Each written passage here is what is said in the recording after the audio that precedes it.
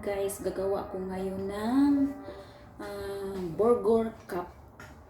So gagamitin ko itong measuring cup guys. So ito yung gagamitin ko na size. So ito yung burger na galing ko na siya guys.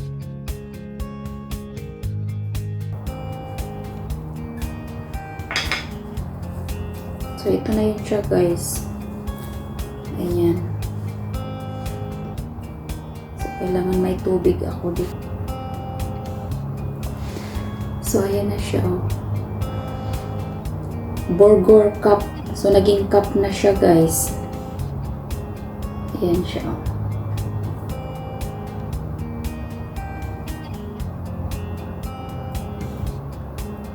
So gagawa ng hummus si Madam, ulab na.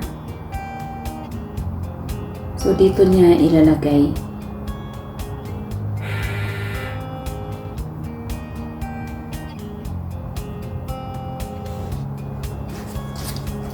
So yan ang aking unang ginawa guys. So yan. Madikit kasi kailangan ng tubig.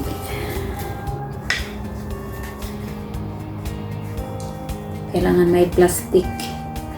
Hindi ko lang siya punuin para pag butas ko sa gitna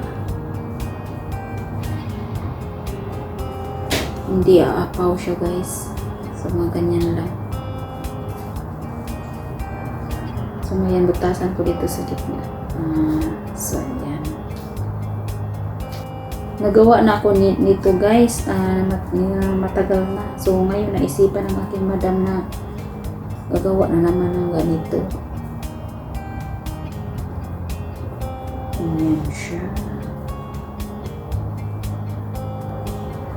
So tama lang pala siya guys. Maliit. So ngayon tanggalan natin. So, ayan na siya guys.